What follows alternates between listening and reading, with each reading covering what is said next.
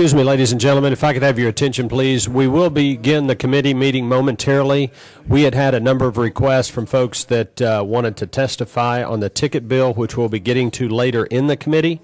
And we do have a sign-up sheet. We're going to have a very limited amount of time for those who would like to testify for or against the Fairness in Ticketing Act. But we do ask that you sign up, and the sign-up sheet is right up here on the table. So please feel free to come sign up if you'd like to testify on that bill. Thank you.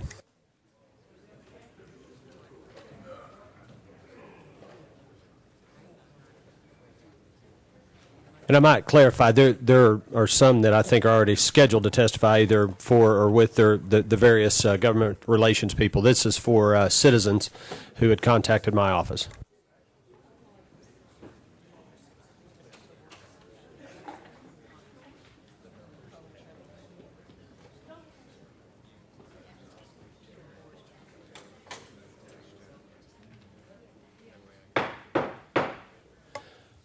Senate Commerce and Labor Committee will come to order. Madam Secretary, call the roll.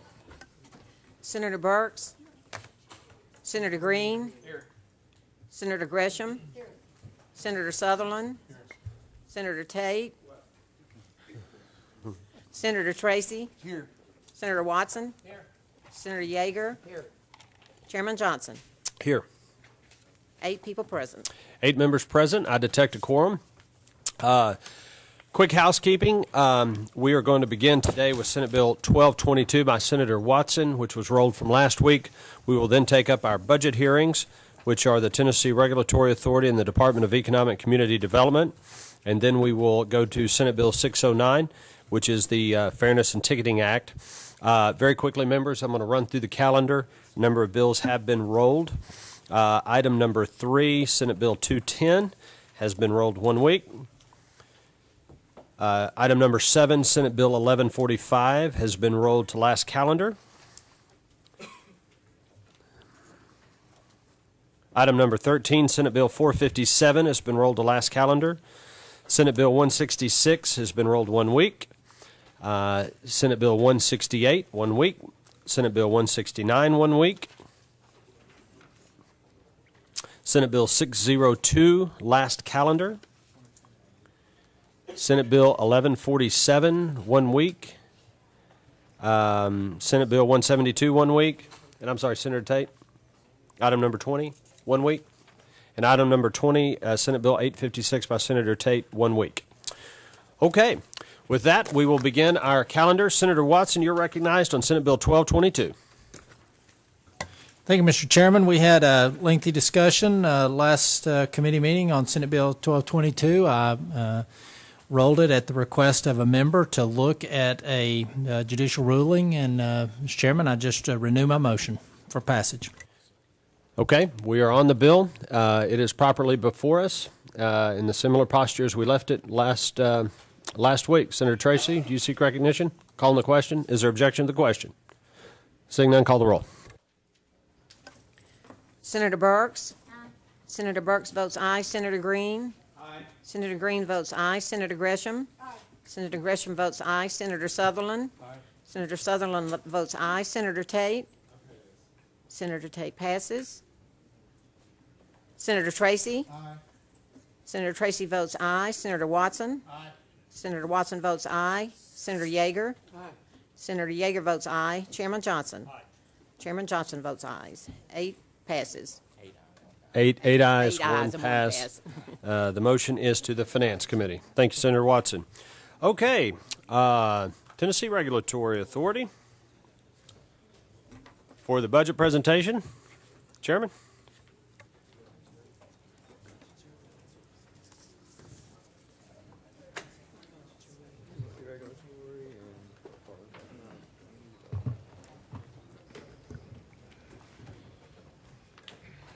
Good afternoon. Thank you all for being with us. I know you've been here with us before. If you will turn on your microphones there, and looks like that one is on. It's a bright green light. Sometimes you think it's on, but it's not. Okay, good.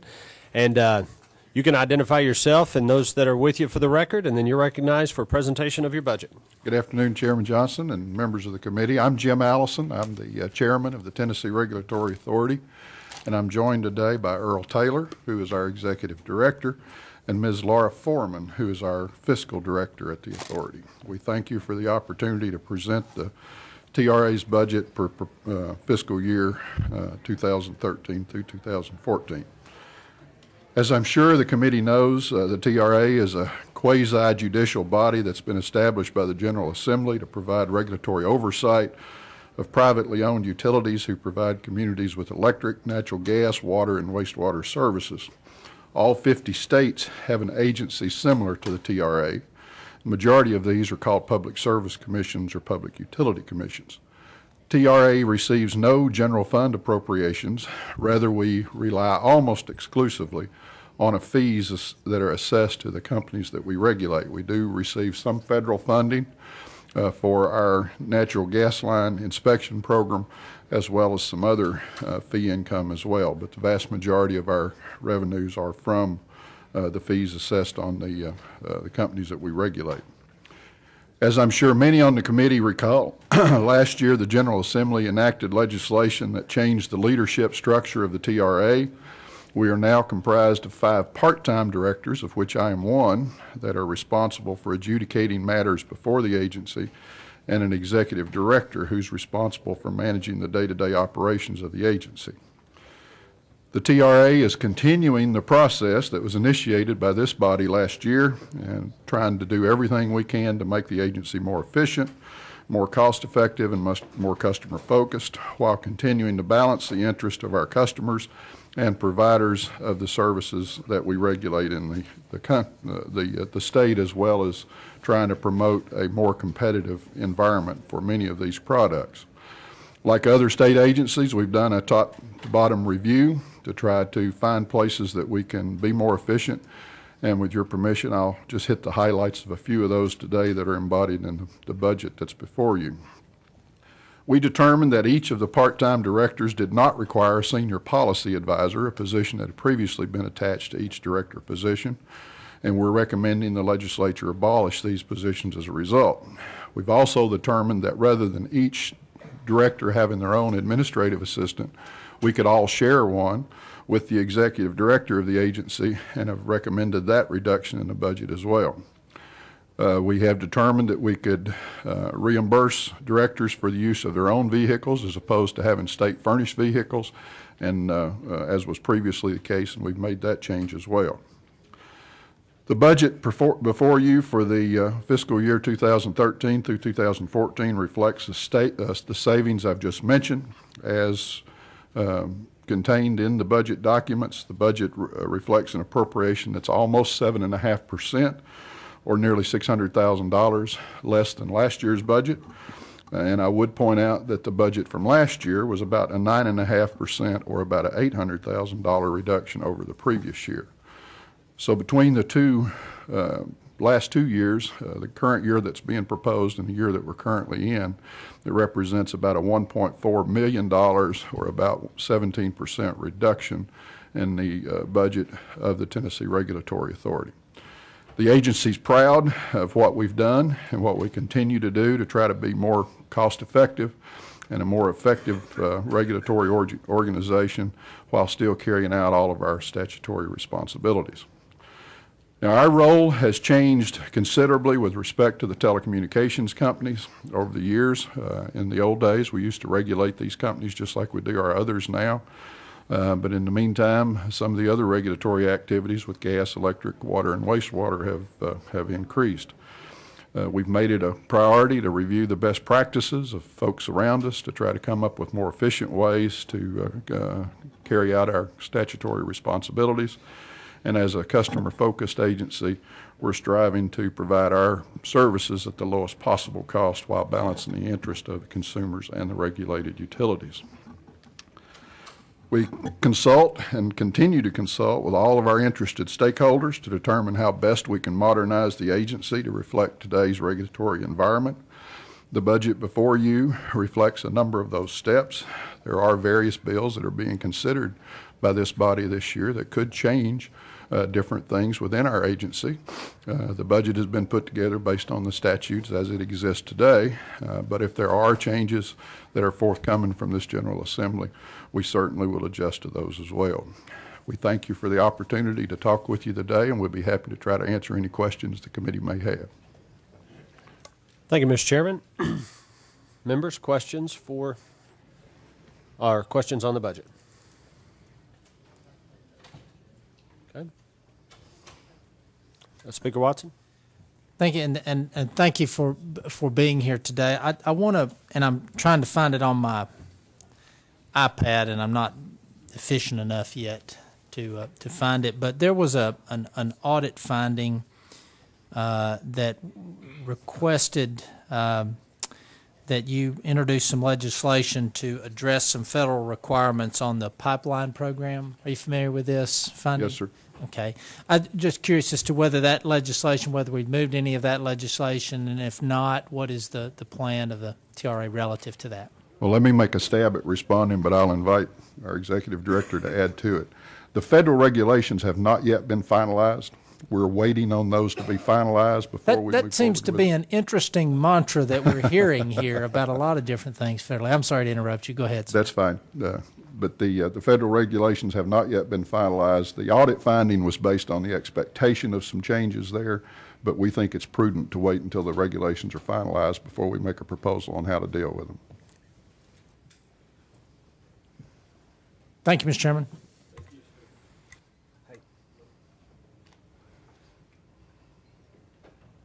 Okay, other questions? Okay. We have a motion on the budget from Senator Burks. That's seconded by Senators Green and Gresham. Discussion on the budget. The motion is to finance. Is there objection to the question? Seeing none, take the roll. Senator Burks? Senator Burks votes aye. Senator Green? Aye. Senator Green votes aye. Senator Gresham? Aye. Senator Gresham votes aye. Senator Sutherland? Aye. Senator Sutherland votes aye. Senator Tate? Aye. Senator Tate votes aye. Senator Tracy? Aye. Senator Tracy votes aye. Senator Watson? Aye. Senator Watson votes aye. Senator Yeager? Chairman Johnson? Aye. Chairman Johnson votes aye. 8 ayes. 8 ayes. The budget passes to Finance Committee. Thank you, Mr. Chairman. Thank you all for being with us.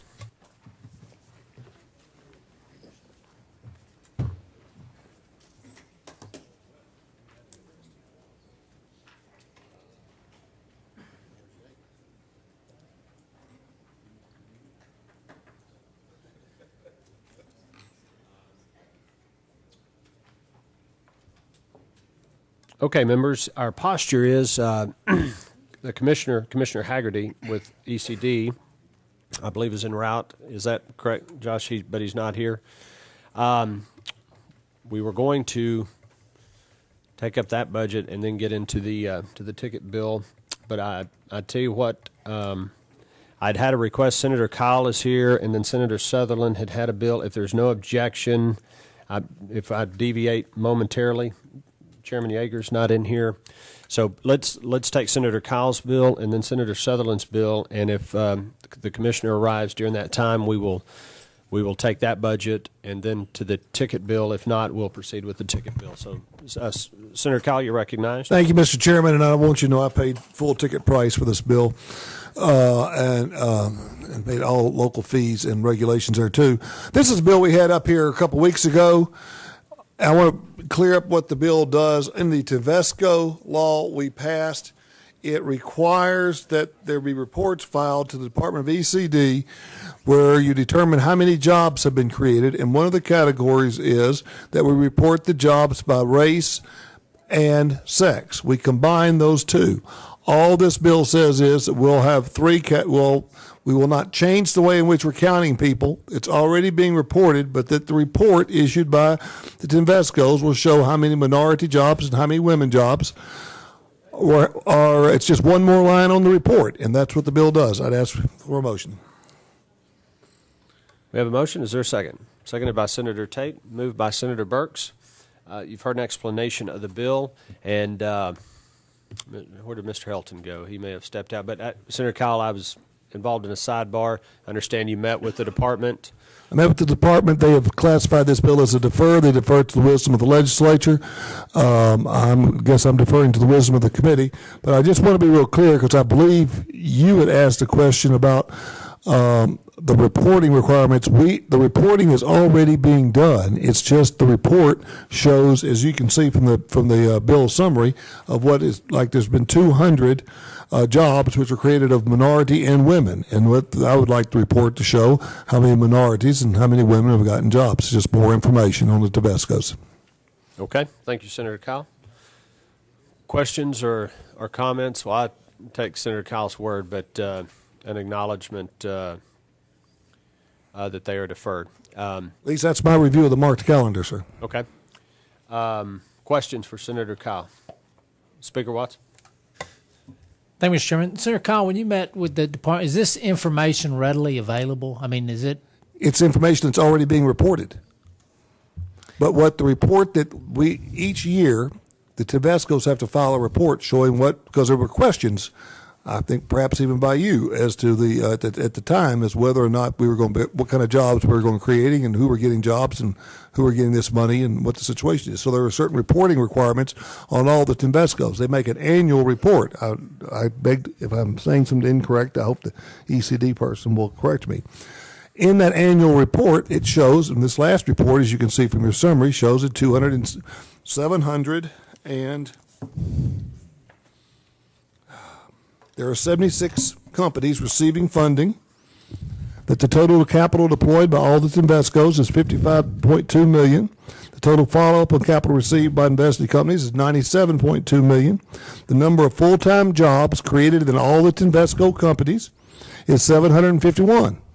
Of those 751, 270 are minorities and women, based upon the reporting of the companies to the department. And the total number of full-time jobs of all Tavesco portfolio companies is 234. So there is already reporting. All I'm asking is that the report, not changing what is a minority, not trying to change what is anything other than the report would show how many of those 270 happen to be women and how many of those 270 happen to be minorities. It is important. It was important to me as a member of the committee that heard this bill originally, and someone who has a high minority population in the district, to see that their efforts are being made, and we're just going to see how we're doing. Okay, so currently it's being reported just as minorities. Minorities and women. And you want is one category.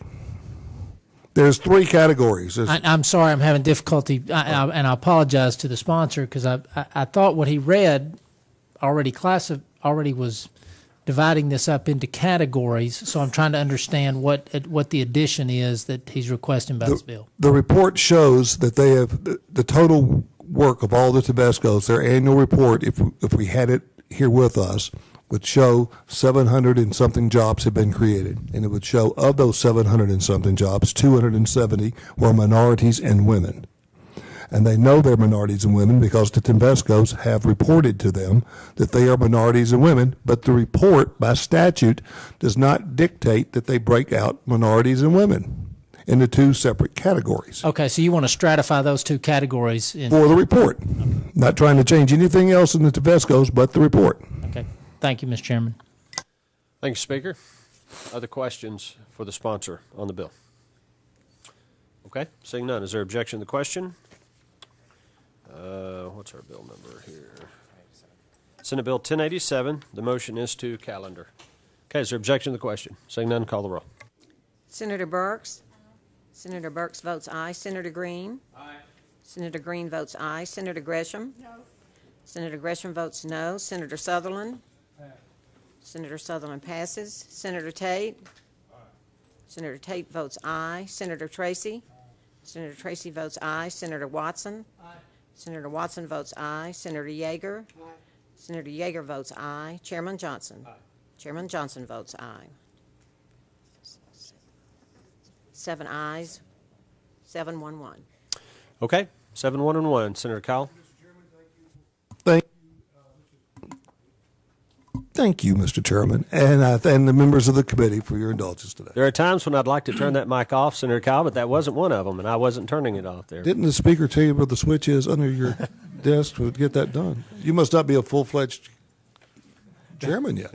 I'm not. I'm working on it, though. I am working on it. Chairman Sutherland? Thank you. Senate Bill 167 is administration. It authorizes the Commissioner of Department of Financial Institution to disclose information from bank examiner reports to the Federal Reserve Board and the Federal Consumer Financial Protection Bureau when the Commissioner determines that disclosure is in the best interest of a sound banking regulation and deletes the authorization to disclose such information to the Office of Thrift Supervision, and that's because the Office of Thrift Supervision ceased to exist in October of 2011. Move the bill. Okay, we've got a motion and a second on the bill. It's Senate Bill 167.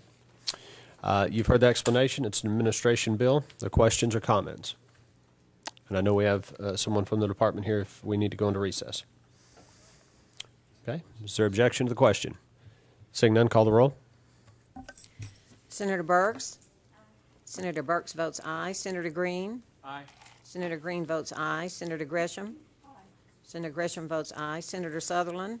Aye. Senator Sutherland votes aye. Senator Tate? Senator Tate votes aye. Senator Tracy? Senator Tracy votes aye. Senator Watson? Senator Watson votes aye. Senator Yeager? Senator Yeager votes aye. Chairman Johnson? Aye. Chairman Johnson votes aye. 9 ayes. 9 ayes. The motion is to calendar. Thank you, Chairman Sutherland. Thank you, Chairman, members of the committee. And I do want to state on the record, and I will call Senator Hensley after the committee to apologize. He was in here for a bill, and I told him our posture about taking the poll bill, the budgets, and then going straight to the ticket bill. But because we had a slight delay, we deviated from that schedule. So I apologize to Senator Hensley, and I will call him and tell him so after the committee. So with that, Commissioner Haggerty has joined us. Commissioner, thank you for being here. Please come forward, and if you have anyone you'd like to have come join you. Mr. Chairman, thank you very much for having me here today, and I very much appreciate the time of your committee and appreciate your accommodation and apologize for any delay that we may have caused here. So my apologies for that. Well, apology accepted. We are all on some very frantic, hectic schedules these Understood. days. So if anybody can relate, certainly the members of this committee can. So Understood, Mr. thank you for being here, Commissioner. You're recognized for your budget presentation. Thank you. Before I get started, I'd like to recognize our Chief of Staff to my right, Mr. Will Alexander, and Paul Vandermeer, who's my Senior Advisor on Budget, who'll be able to help answer any questions that the committee may have today, and I have other members of our team in the audience, depending on what the questions may be. If I could draw your attention to a presentation, and with the committee's indulgence, I'd like to just take you through an overview quickly of what our department has been working on and hopefully set the stage for whatever questions you might have as a committee of me and the department. Importantly, in the period that we've been in office as an administration, we've created 79,500, almost 80,000 new jobs in the state. And that net number has moved the state in a very positive direction from being below the national average in unemployment, meaning worse than the national average, to being better than the national average now. We still aren't where we need to be, and we're working very hard every day to continue to improve the situation. But I think we feel like we're moving in the right direction, Mr. Chairman. So we have been doing a lot of work with companies in the state. We've had over 6,000 meetings with existing companies since we've been together as a team. We visited with over 4,500 stakeholders and had or at this point, over 1,200 meetings with community and business leaders across the state. We've also had a number of terrific announcements. Nissan in Smyrna and Deckard, we've actually incentivized about 3,700 jobs across 3 projects there. And Nissan has continued to be just a terrific corporate citizen and a great growth opportunity for us. Magnetti, Morelli, and Pulaski was a 1,000-job opportunity for our state. And again, an example of a company from, in the one hand, Nissan from Japan, on the other hand, Magnetti, Morelli from Europe, but foreign companies looking to Tennessee is a great place to expand and grow. We've continued to push that theme, and we've had some very impressive successes over the course of the past year. We also want to thank the legislature for your help last year in creating a new economic development fund for us. And it might help to take just a minute to level set. We now have 3 tools for economic development. One of them is the core economic development infrastructure funds. Those are funds that we put to work on public property to try to help benefit an area that will be conducive to business. Our department's done that for years, and that's been very effective. The next is the training funds that we have, which are performance-based funds that are paid out as employees are hired and trained over a period of time. And the new Economic Development Fund is a tool that allows us, in cases of exceptional opportunity for the state, to come in and directly benefit a project and do things that we weren't able to do before, perhaps help with relocation expenses, do basic tear down and renovation work on a building, that type of thing. And that fund has been our opportunity to put in place what we call accountability agreements, but what most people know as clawbacks. In this situation, it's something where we're actually contracting directly, we're working directly with a company as opposed to public infrastructure. And in this situation, we've been able to put in place accountability agreements that I think are very prudent usage of the taxpayers' funds. We also have had a terrific start in 2012 of a program that is continuing to blossom in 2013 and beyond, and that's a focus on international opportunities. And a number of you have joined us across the state as we've gone around and presented our new team that's focused on export development and overseas, trying to bring international companies to locate here in Tennessee. On the chart that I shared with you all, we have now 8 locations overseas, 8 representative offices helping Tennessee expand and grow, either moving Tennessee exports abroad or bringing foreign companies here. Historically, our department had 4 overseas offices. We still do, that are focused on foreign direct investment. Those offices are in Canada, now in the UK, Japan, and in the EU. We have added to that export development offices. Those offices are based in Mexico. Particularly if you think about the opportunity with automotive suppliers, we found a big opportunity there in Mexico for our Tennessee automotive exports. The United Kingdom, the EU, and importantly in China, where we have one of the fastest growing consumer markets in the world.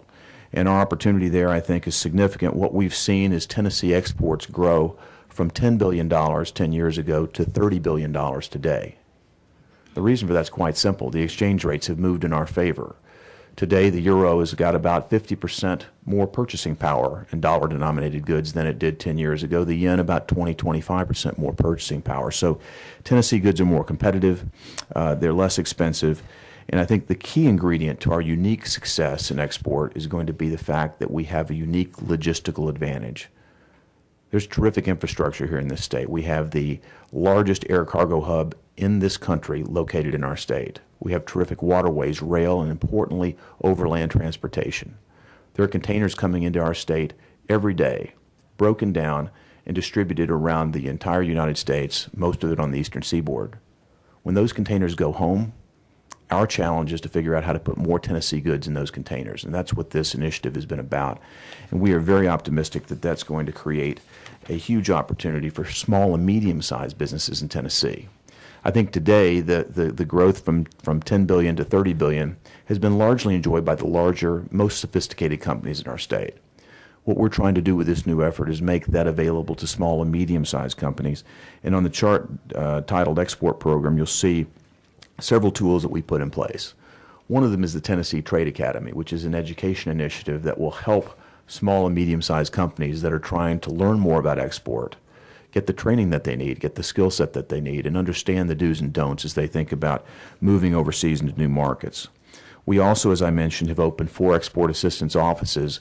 Those offices are manned by competent consultants that work for the state of Tennessee, who are very focused on finding new opportunities. When you think about the types of opportunities that these companies need, they also need support. They need to know the right accounting firm, the right law firm. They may need help finding a distribution partner. They might need help with suppliers. That's what the job is of these overseas offices, to try to help our Tennessee companies find the resources they need to be successful and to reduce the risk of moving overseas. We also have 3 export specialists that we have hired and put on staff here in Tennessee. Their job is to work with each of our 9 regional directorates to help go to Tennessee companies to first help them ascertain whether exporting is a possibility for them, and then secondly, help them either get into the Tennessee Trade Academy or do the other things that may be required so that they can begin to export. And I would say this, that the opportunity for us is significant, it's real, and it's tangible. I'll give you an example of a company we were with just a couple of weeks ago, a $50 million revenue company that makes, for lack of a better term, it's more sophisticated advanced manufacturing, but machine tool type of company. This company today does $6.5 million of overseas export revenues. That's 13% of the revenue base that they're doing overseas today. Now, this company is the kind of company that the CEO is sitting next to you in church.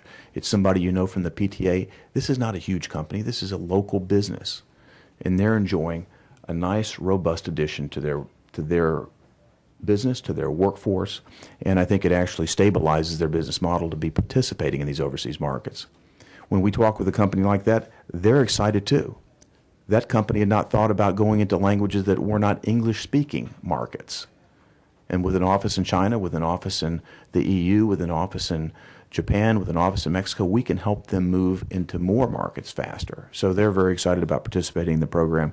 And our department is very excited about the potential that this has to help, again, small and medium-sized businesses obtain incremental growth.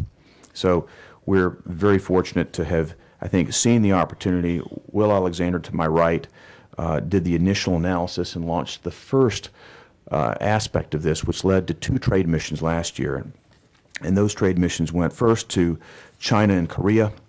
We took medical device companies there and took advantage of the fact that the United States had just signed a free trade agreement with Korea, Panama, and Colombia. We were the first state into South Korea to take advantage of this new free trade arrangement. We're very optimistic about the potential there. We also took a trade mission to Mexico that was focused on the auto supply industry. Again, very successful, and I think create great opportunities. And then finally, the governor led a trade mission to Japan, which could not have been more successful. We served as the lead state in the delegation of several southeastern states that went to Japan. We had a terrific set of meetings, not only with companies there in Japan. We have 180 Japanese-based companies in our state, but we also had terrific meetings with the governmental leadership there. And on a diplomatic basis, I don't think relationships could be better. We're very fortunate in Tennessee to have the Consul General located here in our state, and we have a terrific relationship with Japan. In fact, we hosted a luncheon, an appreciation luncheon for Japanese companies that do business here, and we had more than 50 companies in attendance there with the governor, myself, and our key staff. So really, I don't think relations could be better with Japan. We continue to push that relationship further and have great opportunities, I think, moving forward. From a marketing standpoint, we've also rebranded our department. We've completely changed the collateral and the marketing materials in a way that I think is very consistent and really helps us carry our message forward, talking about new initiatives like the Memphis Regional Megasite, our strengths in Japan, transportations, logistics, advanced manufacturing, many things that have really become at the forefront of decision makers' concerns as they think about where to locate. So we are very pleased with the progress that we've made in our communications and marketing department, and that's yielded very significant accolades. A number of publications have recognized and acknowledged our state as at the top, if not the top, in most categories. I think most significantly, I draw your attention to the fact that Area Development Magazine has scored Tennessee #1 for overall infrastructure and global access and #1 for distribution and logistics. This is terribly important to everything that we do, and the fact that we have this sort of infrastructure advantage is a major selling point as we market the state.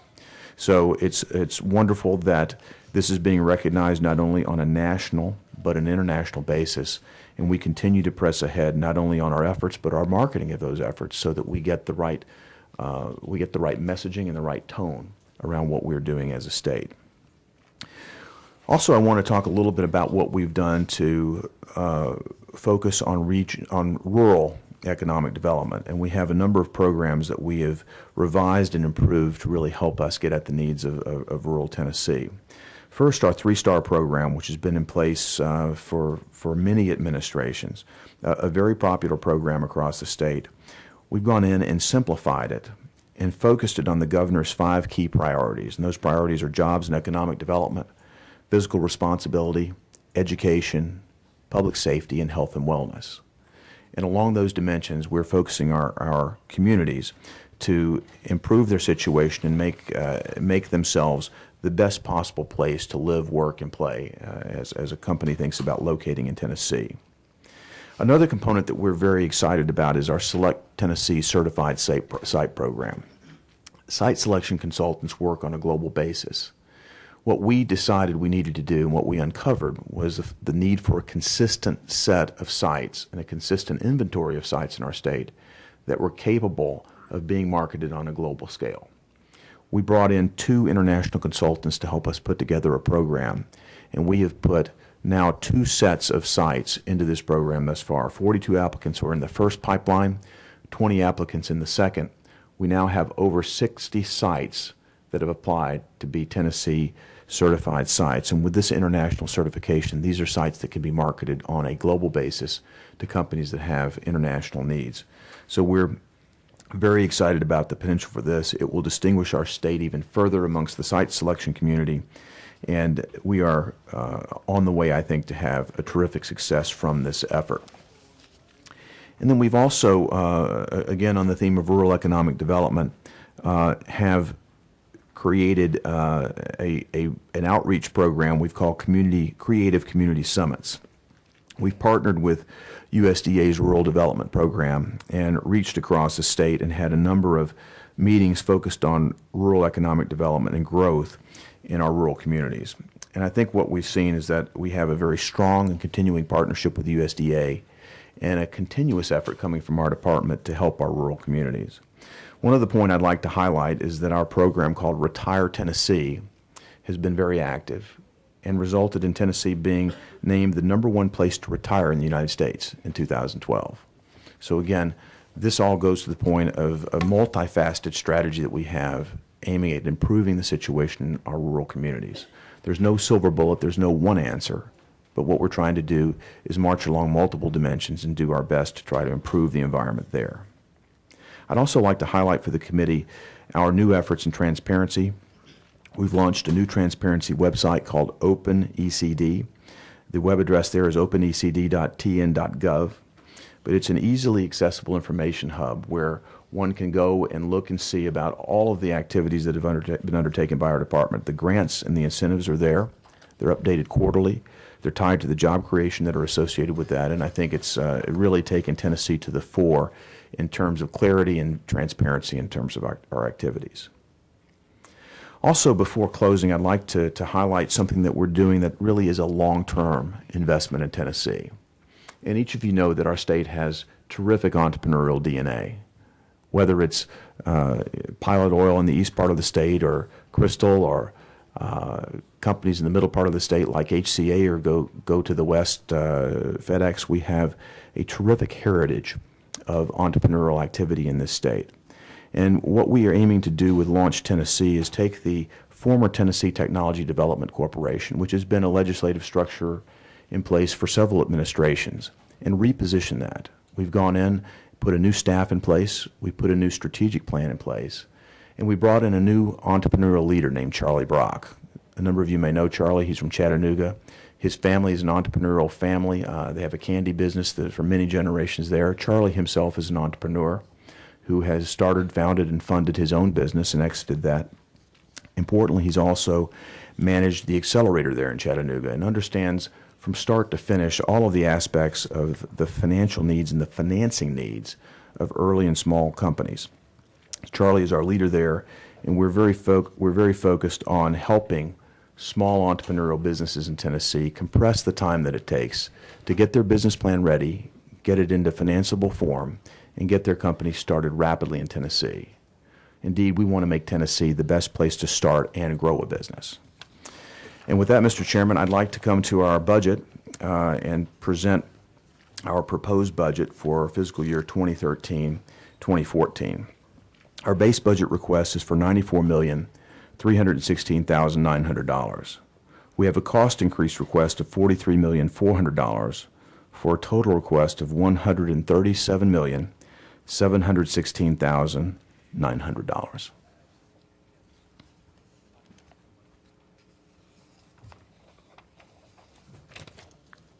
And are there any questions? Thank you, Commissioner. Members, you've heard the budget presentation. Questions or comments for the Commissioner? Chairman Gresham, then Chairman Tracy. I'll yield to Senator Tracy. Chairman Tracy. Thank you. Commissioner, just a couple of things. You touched on a lot of things. I know existing business has been real important to you. First couple of years, or how's our success been with existing business? I know Nissan being one in my area is growing. I know. Can you just give us a little update? You talked about Certainly. rural development, and you talked about rural economic development, but talk a little bit about existing business. Senator, thank you very much for that question. I think perhaps the signature impression that the governor will have left on our department is his decision to break our department apart into regional management structure. We broke, and this goes back to early 2011. We did a 45-day top-to-bottom review of our department. And we decided to do something that, frankly, is quite different from the natural tendency of government. Rather than centralize authority at one point, we decentralized the management of our department and broke it into 9 distinct regions. What that allowed us to do was essentially take our senior management team where our customers are, put them exactly where the economic development professionals are that we rely upon and team with every day. So rather than having to come to Nashville for everything, we have senior professionals in the field working with companies every day. Our regional teams report back to me on a weekly and summarize on a monthly basis the number of calls that they've made on companies, the number of presentations they've made to economic development stakeholders. We know exactly what they're doing, whom they're calling on, and there's a tremendous amount of activity in the state. As a result, the jobs created from our projects in 2011 were the highest at that point on record, and in 2012, we broke the 2011 record. So I would say at least 85% of our job creation over the past few years have been our work with existing businesses, and my department knows that I expect 99% market share of any expansion of Tennessee companies. We respect and appreciate our friends across the border, but we do not want to see our companies expanding in Georgia, Alabama, Mississippi, Kentucky. We want them expanding here in Tennessee, and it's worked. And the fact that we're out there calling on them and working with them every day has made a transformational difference in terms of our ability to ensure that the growth that occurs among Tennessee companies happens here and employs Tennesseans. Chairman Gresham. Thank you, Mr. Chairman. Thank you, Commissioner, for being here. Certainly. Were your ears burning? Because just as you came in, we had just passed a bill on Teninvesco. Did you hear us do that? I did not. Chairman. Well, it was just kind of an interesting bill, but it had to do with the reporting of minorities and women in Teninvesco. So I was just going to ask you if the number of minorities and women that are listed on your Teninvesco report, does that reflect preferential treatment? And the only reason I'm asking is because the issue of preferential treatment came up in higher ed in the education committee. So I was just wondering if those numbers reflect a policy of preferential treatment. Madam Chairman, the statute does not require preferential treatment, nor am I aware of any instructions from my department to provide preferential treatment. We have collected the data, as you're aware, in terms of capturing the number of minority and women involved in the investments. But it's my understanding that each of the Teninvesco companies make their own investment decisions, and the state is not involved in those decisions. We're only involved in the compliance with the statute. Thank you. I appreciate that. Thank you. Thank you, Mr. Chairman. You're welcome. I have Senator Green, then Chairman Yeager. Commissioner Haggerty, thank you for coming today. Really appreciate your Thank you, leadership. One quick question. As you know, up in my district, Hemlock has taken a big hit, and today I guess the folks there found out that the layoff was permanent. I realized that deal was cut before your watch. My question is, are there any other surprises out there from the previous administration that are going to bite us like Hemlock's did, with no clawbacks and things like that to get state money back? Well, the Hemlock project was done as a capital project outside of our department, and with the passage of the legislation that this body allowed us to do last year with the new Economic Development Fund, we now have the ability to impose accountability agreements. Prior to that, and prior to our coming into office, there were no such accountability agreements in place.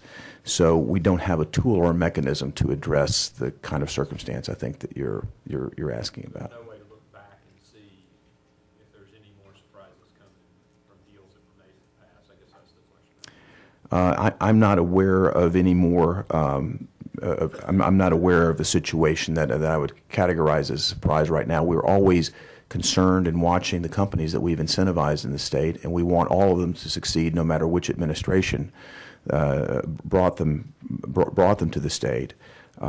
Anytime a company has difficulty, we're concerned about that. My understanding is that the global polysilicon market in this particular space has changed dramatically. No doubt. It's a market that's subject to heavy subsidies, not only in this country but across the globe, and it's a challenging market. So our understanding from the companies that are in the industry is that they're having a hard time right now dealing with that global macroeconomic phenomena, and it's translated into a bad result for our state. But certainly our hope is that that situation turns around, improves, and we see our people back to work again. Thank you for that, and thank you for the help that you've given that in our area to try to compensate for that loss to our area. Certainly, Senator. Thank you. Thank you, Senator Green. Chairman Yeager. Commissioner, I just wanted to thank you for the interest that you have shown in the uranium processing facility in Oak Ridge, a multi-billion-dollar project there that will be an economic driver for the whole region of Mideast Tennessee. And I appreciate your seeing that so very clearly and your willingness to work with the communities there to exploit this and find synergies for economic development throughout the region. That I wanted to thank you for that. We certainly appreciate it. Thank you, Senator, and in no means an excuse, but that's what I was working on, but that caused us to be a little late to your start today. Be as late as you need to be. But we see a tremendous opportunity with not only the UPF, but what it means long-term for our state. And the UPF is a $6.5 billion project up in Oak Ridge and in Senator Yeager's district that has ramifications for the entire state.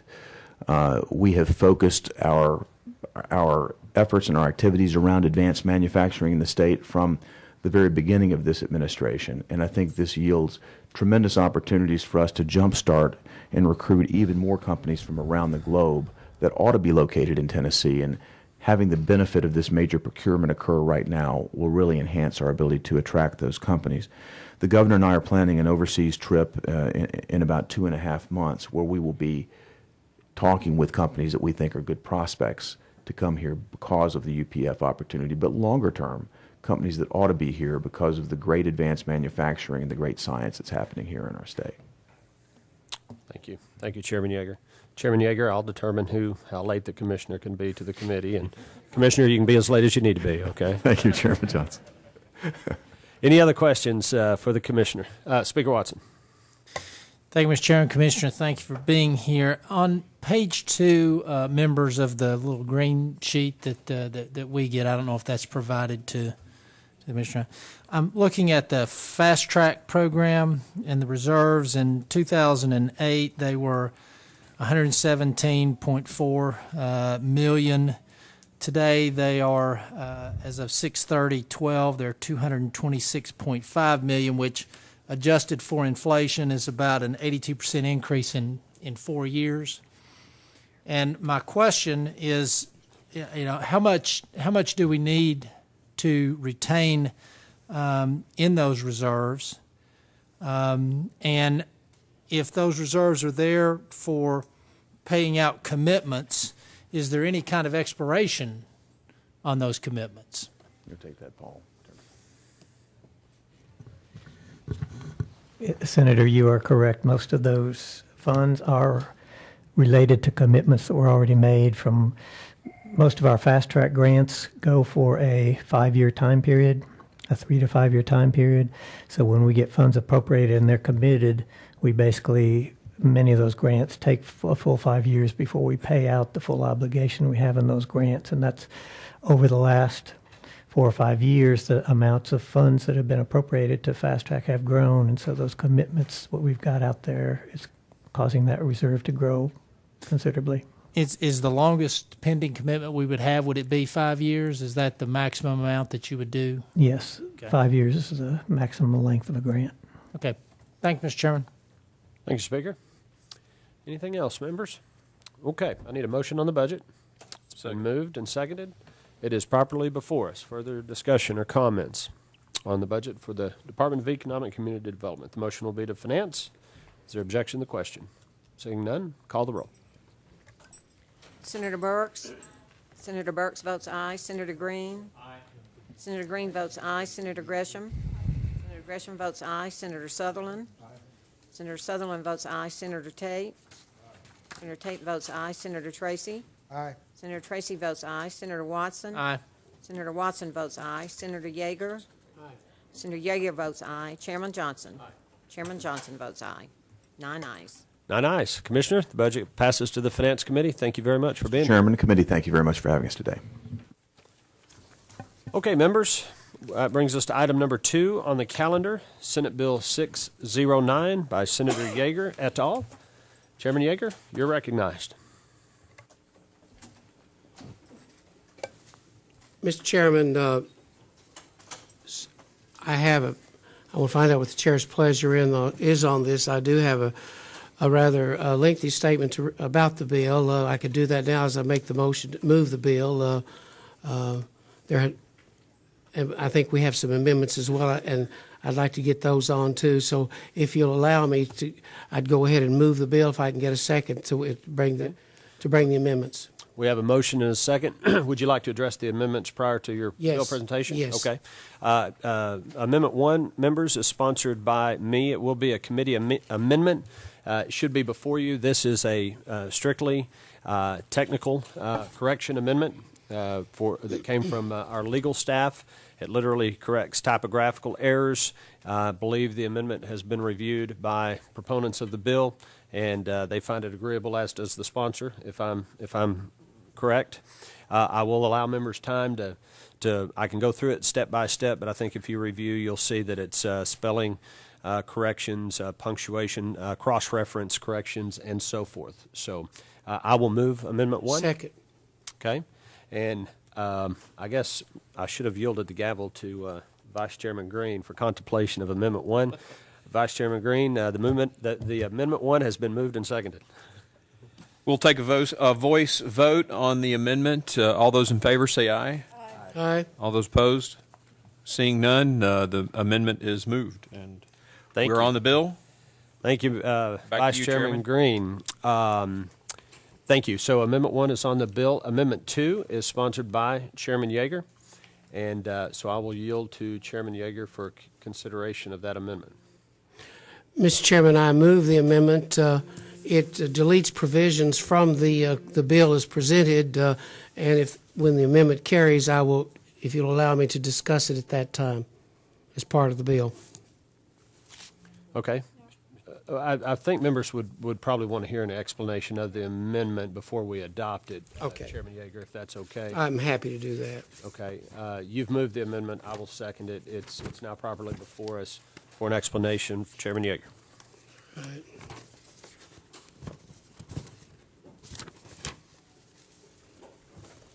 And incidentally, Chairman Yeager, I'm sorry to interrupt you. That's all right. If you would like to present the bill and the amendment as it goes forward, or if you want to just address the amendment and explain it, it's completely your pleasure.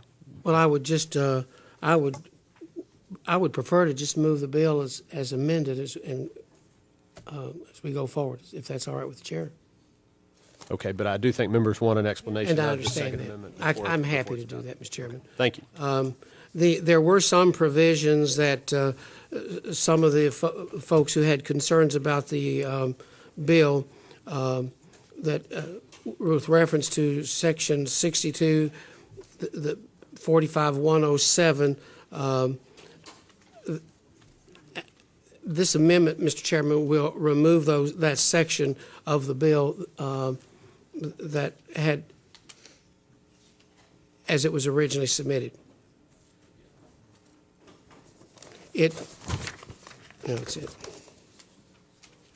It also deletes another provision of the bill, 6545-110, Section 1, which again was another provision in the bill that some folks had some trouble with, so what we did was we took those out. If you want me to go into detail now, Senator Gresham, on what those provisions are, or I can just do that in the amendment, whatever, when I talk about the bill itself, whatever you want to hear more. Chairman Tracy and then Senator Gresham. Just a quick question, Chairman Yeager. This amendment allows you, if I understand it in simple terms, if you buy a ticket, you own the ticket. That's I can correct. sell the ticket. That's correct. It takes that section out, and now it allows correct. you This if I. section I referred to, yes. Okay, thank you. Senator Green.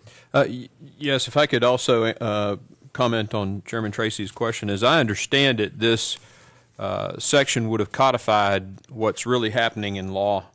So it doesn't necessarily, removing it doesn't necessarily mean that a person who has a ticket can do whatever they want to with that ticket. As I understand it in the case law, there are still allowed restrictions to be placed by the original seller of the ticket. So removing this doesn't necessarily change anything. That, Senator Green, that's been our position all along during the discussion on this bill.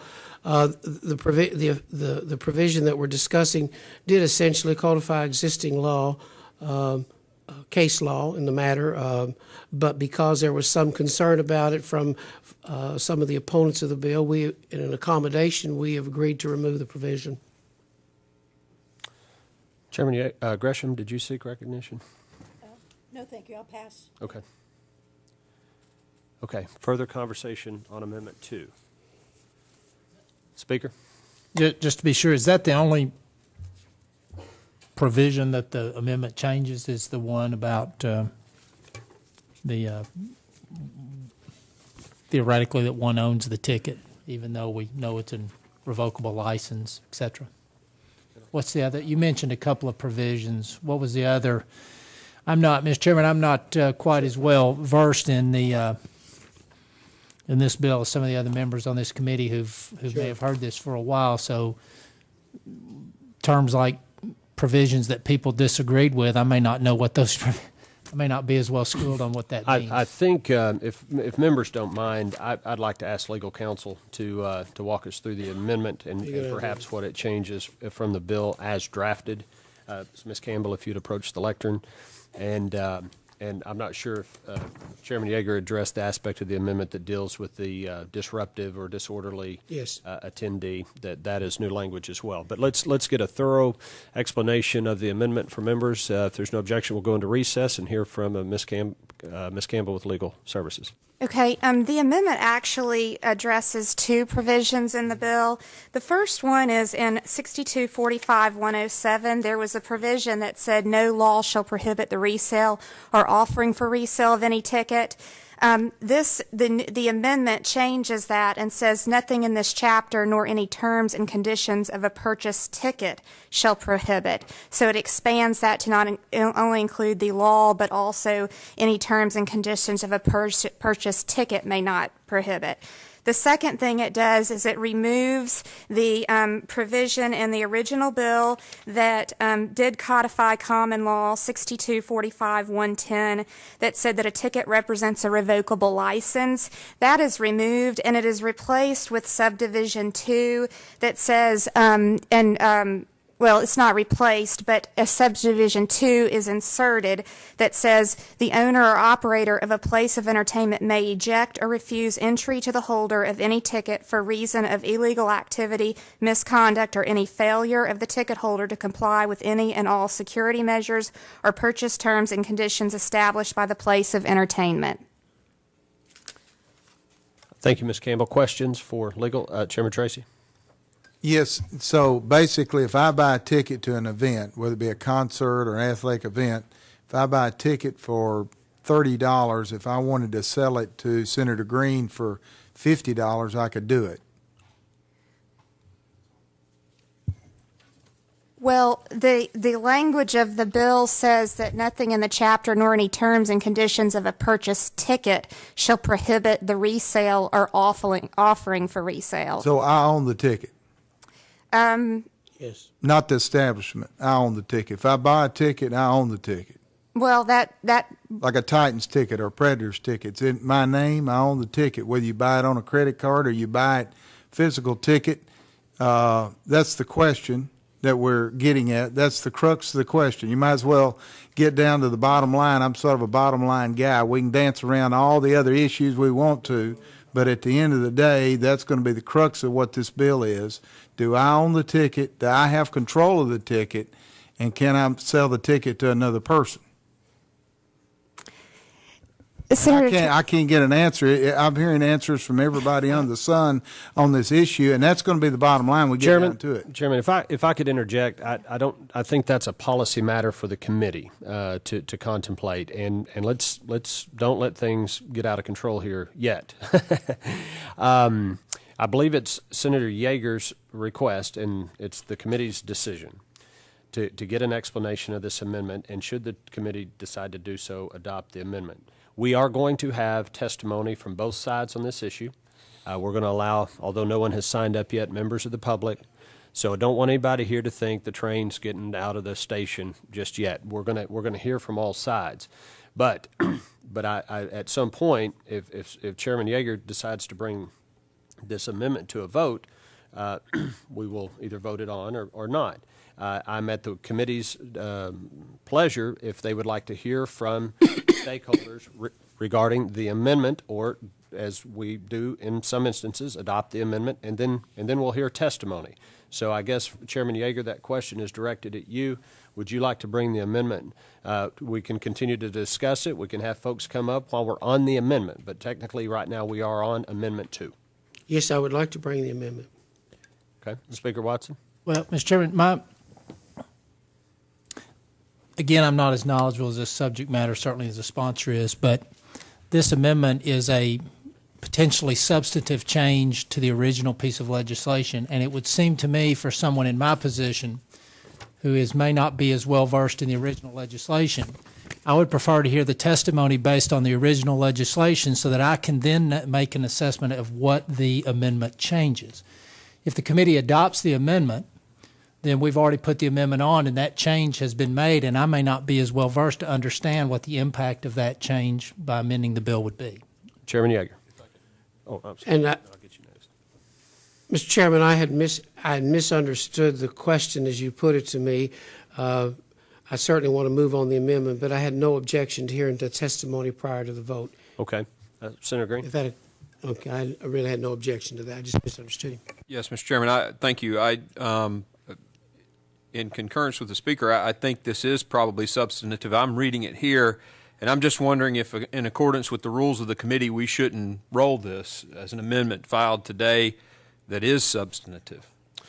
Well, here's what I would request of the committee, and I think the proper posture of this to do. It seems that the committee is not prepared to act on the Amendment 2. We've adopted Amendment 1. So perhaps Chairman Yeager could withdraw his motion on Amendment 2. I'll withdraw my second. We'll be back on the bill as originally filed. Let's hear testimony from both sides on the bill, and then we can discuss that, and then at an appropriate time we can bring the amendment back before us. Okay, so Chairman Yeager withdraws his motion on the amendment. I withdraw my second. We are on the bill. Chairman Yeager, you had a statement on the bill. Would you like to do that now or hear testimony? It's your bill. I believe that we'll hear the testimony. I think that both sides had some witnesses that you'd indicated to me wanted to testify, so I think I'd rather hear the testimony first. Okay. And what we will do is we will certainly have discussion on the bill as filed, and then and at the appropriate time we can hear testimony on the amendment, on Amendment 2 at that time. I would like to begin with the proponents of the bill. If they would please come forward, Mr. Lee or anyone that would like to speak in favor of the bill. And again, I want to be very clear. We had requests in my office for members of the public to speak on the bill. At this point, no one has signed up to do so. I'm just going to do this. Are there any members of the public that are not otherwise scheduled to speak who at some point would like to testify on the bill? I'm going to allow a very limited amount of time. Okay, I see one here. Josh, is Josh in here? Josh, if you'd come down and get the sign-up sheet, please. And we're going to put the sign-up sheet over here on this corner, right there on that green carpet, right there. And so I saw one gentleman raise his hand. And again, I'm sorry, this will be brief. We've got folks that are going to testify for and against the bill, but I will allow probably 5 minutes or so of public testimony. So anybody that'd like to, if you could come up and sign up on this sign-up sheet right over here on the corner of the lectern, please. Okay, with that, I'm going to allow roughly 10 minutes. We're, in that neighborhood for both sides. I'm going to try to be very fair with our time. So if you would, as you begin to speak, make sure your microphone is on. That light should be bright green. Sometimes it looks like it's on. I think I'm good. You're on. You're on. So if you would, tell me who you are and who you're with, and you're recognized. And we are in recess. Chairman Johnson and members of the committee, my name's Tim Reese. I'm the manager of the Thompson Bowling Arena on the University of Tennessee campus, and I'd like to thank you for the opportunity to say a few brief words on behalf of the university pertaining to the Fairness in Ticketing Act. And I'm going to read off of sheets because I'm a little nervous. The university and the Thompson Bowling Arena are supportive of the Fairness in Ticketing Act as represented by Senate Bill 609. As a side note, the university owns and operates its own ticketing system, so we are not affiliated with Ticketmaster. We own a Paciolan system, and we provide our own tickets for both athletics and our special events. The university feels that this bill addresses many of the ongoing concerns that exist in the resale market today. Foremost among the university's concerns is that our patrons and fans have the right to purchase tickets in a safe and non-deceptive marketplace. We're encouraged by the bill's emphasis on informing consumers on actual face value cost of tickets versus resale price, presentation of actual seat location, and whether the reseller actually has the current ticket in inventory, and a clear distinction between our official purchasing websites and resale websites, as well as the registration of resellers within the state. The ability of our patrons to feel that their entire entertainment experience is positive is of utmost importance to the university at both our athletic events and our numerous special events. We realize that the majority of ticket purchases and transactions are by honest patrons dealing with honest vendors. This bill, we hope, will help all of us battle the deceptive participants in our industry. Our fans deserve the best customer service we can afford them. Statewide, the true sports fans and entertainment fans need to feel comfortable with their buying experience.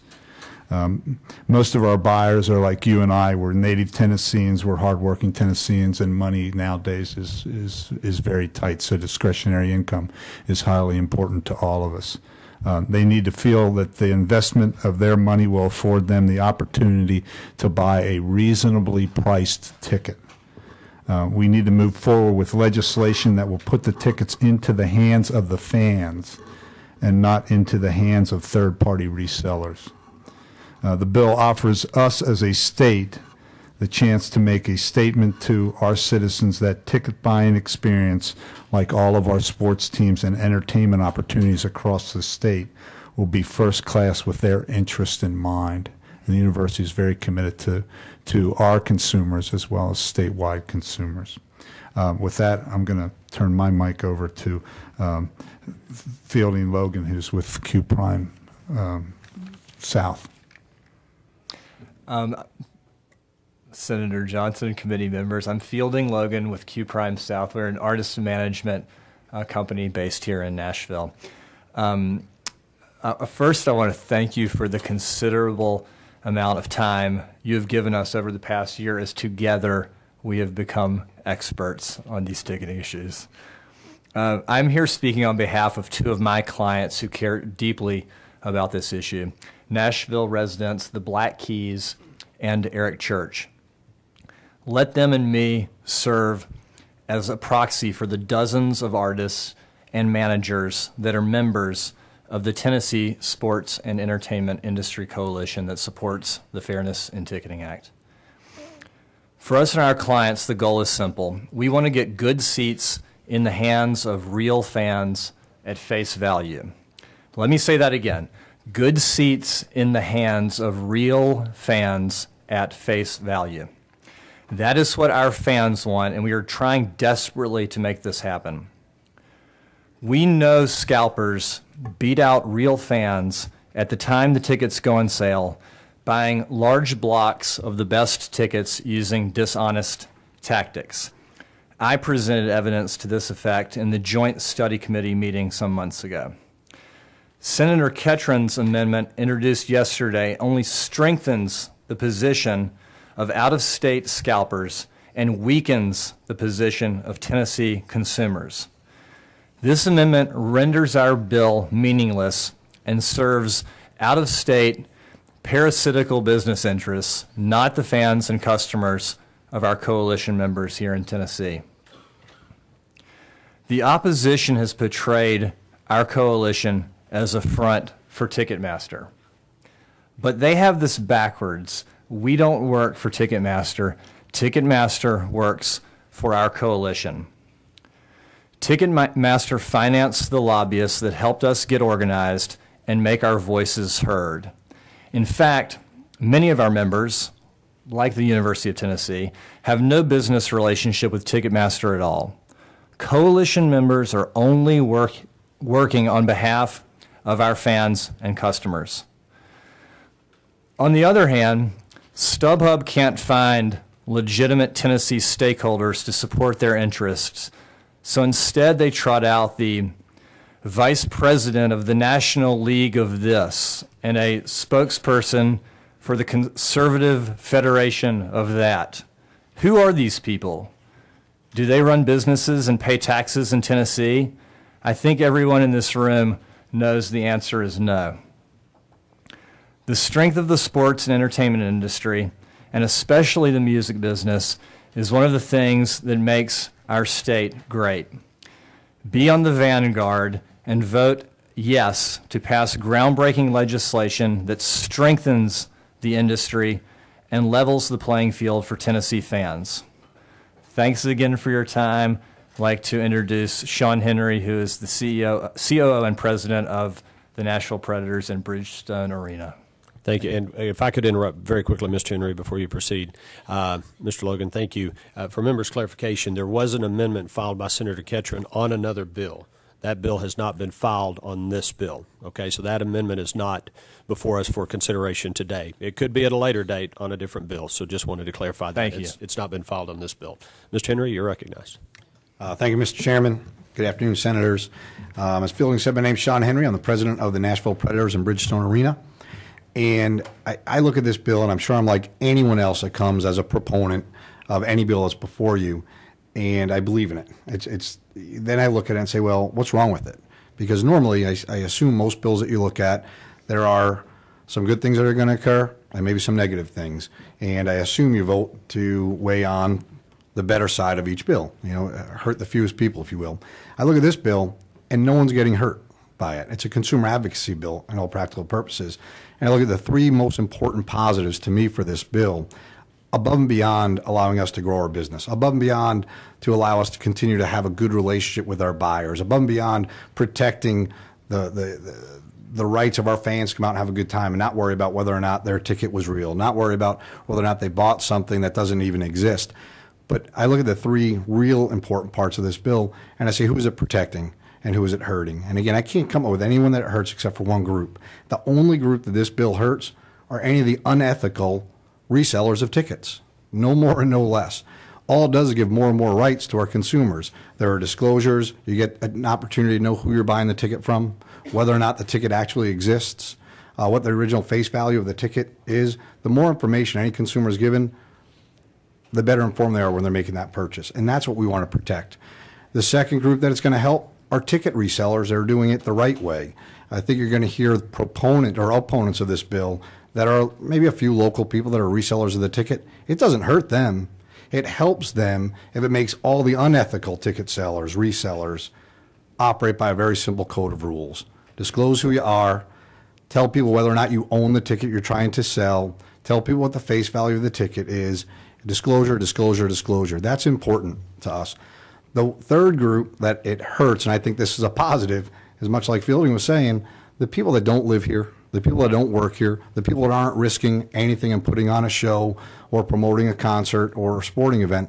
So the people that are trying to deceive the public, the people that have registered URLs to make you think you're buying from Bridgestone Arena or the Nashville Predators, is the group of people that will sell. We just had Beyonce concert go on sale last week.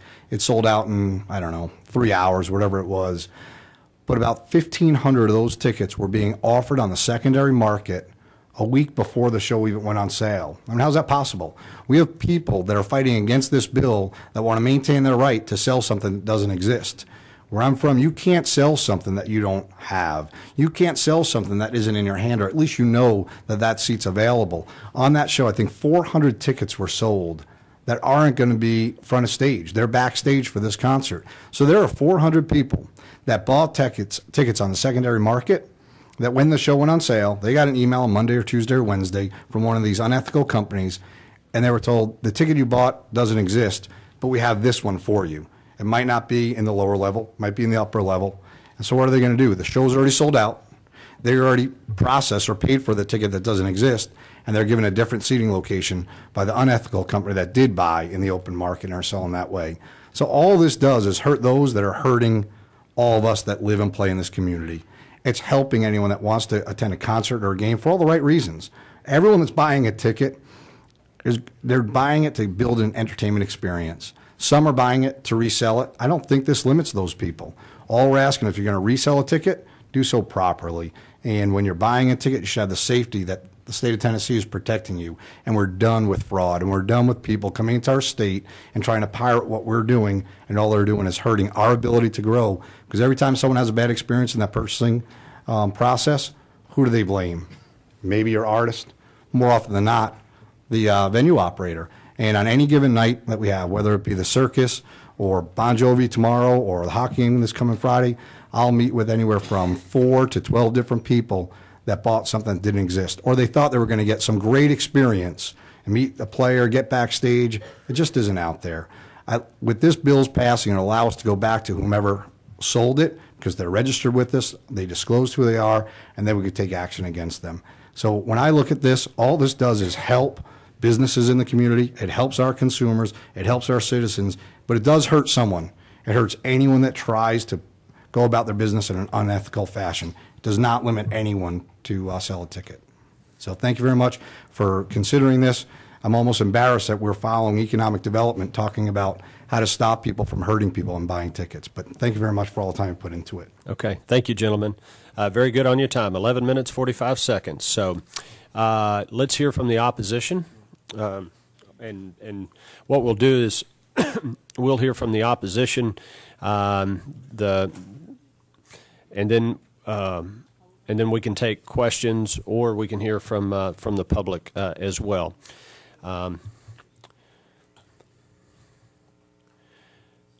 Thank you all for being here. Please make sure your microphone is on, and whoever would like to go first. And I don't think that light needs to be bright green. Is it? No, bright green. Yeah, turn it on. There. There we go. There now we it's go. Bright green. And if you Okay. would, as you begin to speak, if you'll please just say your name and who you're with, and you have 12 minutes. You're recognized. Okay. Thank you, Mr. Chairman and members of the committee. My name is Elizabeth Owen. I am a native Tennessean, and I've been a consumer advocate for more than 25 years, most recently as the former director of the Tennessee Division of Consumer Affairs. I'm here today to speak for the state's consumers. Now, I agree with the bill's author that consumers are harmed by unscrupulous robotic software that jumps to the front of the digital ticket buying line. I agree that deceptive websites should be shut down. I agree that resellers should disclose a ticket's face value and should also disclose when they are selling a ticket that they don't yet possess. But this bill, including all the proposed amendments, has two fatal flaws which do indeed harm consumers. First, this bill should address all deceptive ticket sellers. including concert promoters, venues, and ticketing companies. Their deceptions include concert pre-sales to fan clubs, sponsors, and other special people, and these holdbacks can total more than 90% of the tickets that are available to the public. In fact, those Beyonce tickets that the former speaker referenced were actually tickets bought by members of fan clubs and then put on the market to sell. The bill's second flaw is that it does not ensure that consumers are informed, but it does empower promoters and venues to eliminate free market and eliminate ticket resale competition. How do they do this? By authorizing them to refuse admission to someone who violates a ticket's purchase term. Now, for example, this ticket from the Ryman Auditorium says in mighty fine print here on the back that this ticket is non-transferable, as are Ticketmaster's paperless tickets.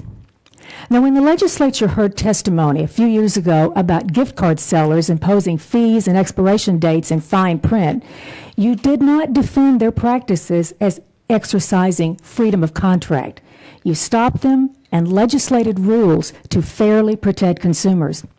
But when it comes to tickets, the Fairness in Ticketing Act is defending large sellers who rely on deceptive marketing techniques and fine print contracts. For families and students, the ticket resale market brings affordable seats to Predators and Grizzly games, for example.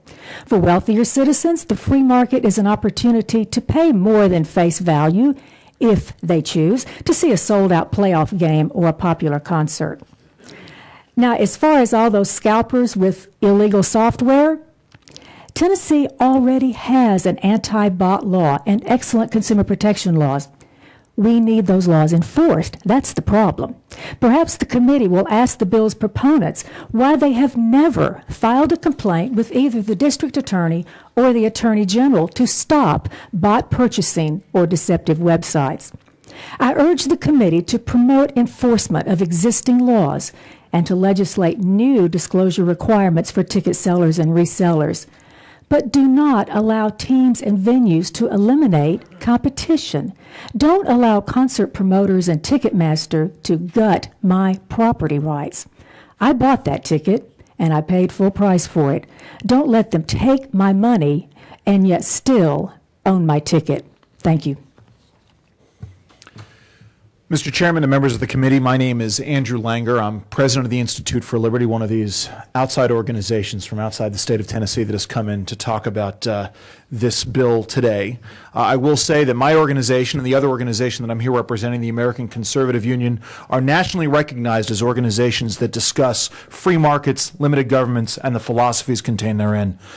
IFL, the American Conservative Union, and thousands of conservatives and libertarians in Tennessee believe in limited government, private property rights, and free markets. Together, our organizations strongly oppose the Fairness in Ticketing Act because it grants extra powers to event producers, venues, and ticket companies to do, whenever they choose, eliminate today's competitive and consumer-friendly free market and eliminate fans' rights to own the tickets that they buy. And this gets down to the fundamental question that was asked today: does the bill and its amendments treat tickets as goods in the marketplace that I own, that I bought, and that I own, that I could do what I please with? No, it does not. By authorizing entertainment and sports venues to refuse entry to ticket holders for failing to comply with purchase terms, this morning's amendment to the Fairness in Ticketing Act concentrates control of the resale market in the hands of primary event ticket sellers and venues. As you just heard, the Ryman Auditorium purchase terms flatly prohibit transferring one's tickets. No exceptions for illness, charitable donations, or reselling to another fan who couldn't get tickets before they sold out but desperately wants to see their favorite star perform. In other words, ticket resale is fine as long as it is approved by the primary ticket seller or the venue in the ticket purchase terms. This, Mr. Chairman, is not a free market.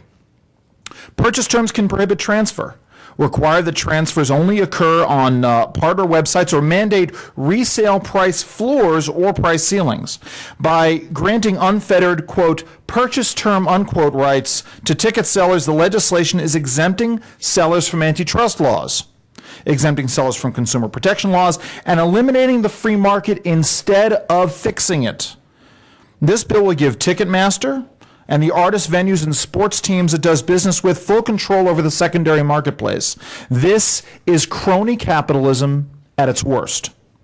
I'm sorry, Mr. Chairman, but I believe that once I purchase a ticket, having paid full price for it, I own that ticket. And no seller, artist, venue, or team has any right to tell me what I can or cannot do with it. And I do note, incidentally, that the gentleman from the Predators talked about the ticket as a good. He talked about it he talked about other goods as concrete goods to compare it to it. This idea that I should not be able to sell a good that I do not physically possess. He's not talking about a contract. He's talking about an actual good. I cannot misbehave in a venue or disrupt a performance. And in those regards, I have a limited license to attend an event. But by the plain language of the Bridgestone Arena website that I have purchased a ticket, and with that purchase I have acquired the right to give it away to a friend or charity or sell it to another fan. The Fairness in Ticketing Act disregards the most fundamental principles of conservatism, of property rights, of free markets, and of liberty.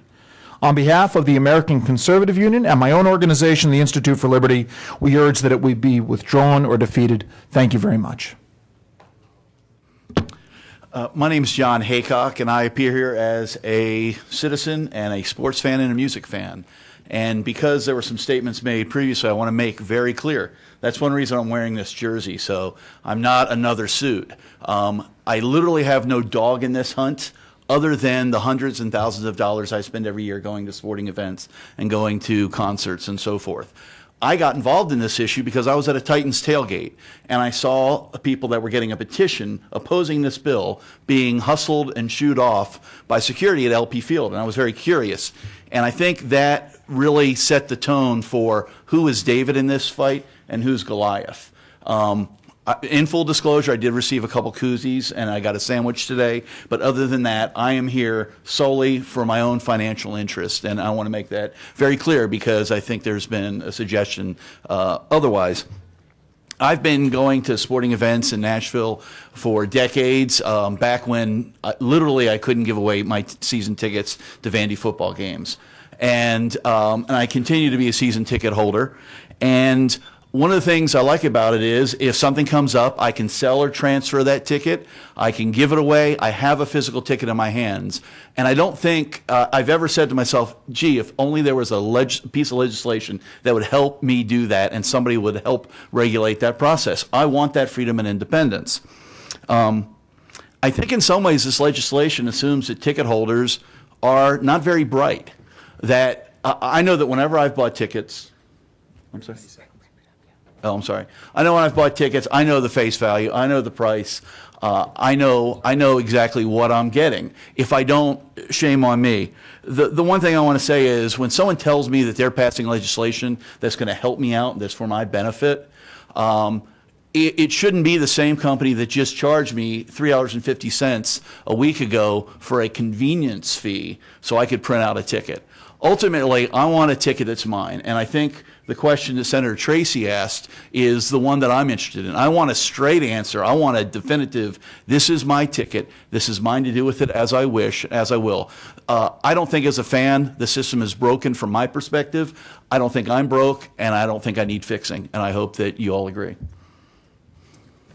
You have anyone else you'd like to come up? I have that you have about 2 more minutes if anybody would like to say anything else.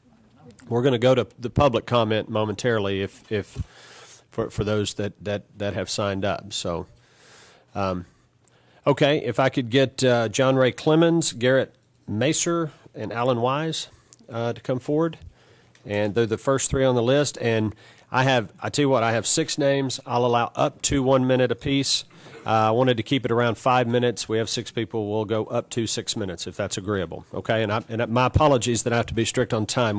We've got our time's running out. So we'll start on this end, and if you'll just make sure your microphone's on, identify yourself, and you're recognized. Thank you, Mr. Chairman and members of the committee. My name is John Ray Clemens, and I'm the chairman of the board of directors for Nashville RBI. Nashville RBI stands for Reviving Baseball in the Inner Cities. We're a youth outreach program designed to promote the interest in baseball among disadvantaged children while increasing their self-esteem, encouraging physical and mental wellness, and facilitating academic achievement. Today, as chairman of a local nonprofit, I voice my opposition to the Fairness in Ticketing Act. As well-intentioned as it may be, the actual consequences of the legislation on nonprofits like Nashville RBI mandate the bill's defeat. As we all know, well-intended legislation, if written poorly, is no better than poor legislation written well. The negative effects on local nonprofits require your further consideration of this legislation.